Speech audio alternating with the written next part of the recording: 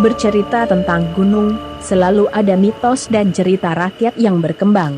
Tak ubahnya Gunung Slamet, gunung yang masuk di posisi kedua tertinggi di Indonesia setelah Gunung Semeru itu juga memiliki cerita sendiri. Berdasarkan cerita yang berkembang di masyarakat yang dihimpun Sindonews, Gunung Slamet pertama kali diberi nama oleh Syekh Maulana Maghribi, seorang penyebar agama Islam yang berasal dari negeri Rum, Turki. Di sana, dia merupakan seorang pangeran. Suatu hari, setelah melaksanakan ibadah salat subuh, Syekh Maulana melihat cahaya misterius yang menjulang tinggi di angkasa. Sang pangeran itu merasa tertarik dan ingin mengetahui sumber cahaya misterius itu. Beliau pun memutuskan untuk menyelidikinya sembari menyebarkan agama Islam dengan ditemani pengikutnya yang sangat setia, bernama Haji Datuk, serta ratusan pengawal kerajaan. Mereka berlayar menuju ke arah sumber cahaya misterius. Namun, ketika kapal yang ditumpanginya tiba di pantai Gresik, Jawa Timur, tiba-tiba cahaya tersebut muncul kembali di sebelah barat.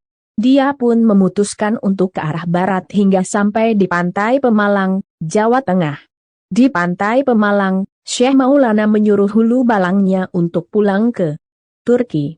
Sementara beliau melanjutkan perjalanannya dengan ditemani Haji Datuk dengan berjalan kaki ke arah selatan sambil menyebarkan agama Islam. Ketika cahaya tersebut melewati daerah Banjar, tiba-tiba beliau menderita sakit gatal di sekujur tubuhnya dan penyakit gatalnya itu pun sulit disembuhkan. Suatu malam, setelah menjalankan salat tahajud, Syekh Maulana mendapat ilham jika beliau harus pergi ke Gunung Gora. Setibanya di lereng Gunung Gora, beliau meminta Haji Datuk untuk meninggalkannya sendiri dan menunggu di suatu tempat yang mengeluarkan kepulan asap. Ternyata di situ ada sumber air panas yang mempunyai 7 buah pancuran.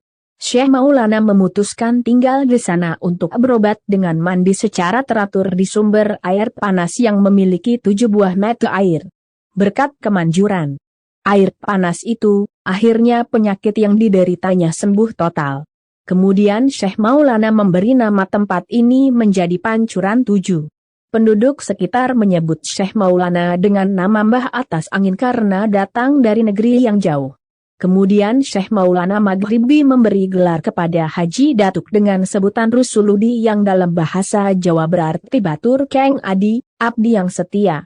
Sementara desa itu kemudian dikenal dengan sebutan Batu Radi yang lama-kelamaan menjadi Batu Raden yang dalam penulisannya menggunakan satu R yaitu Batu Raden.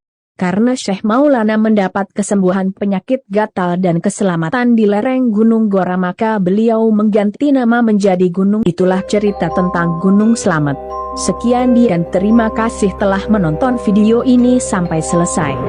Jangan lupa like, share and subscribe channel ini supaya saya lebih semangat lagi untuk memposting video-video cerita menarik lainnya.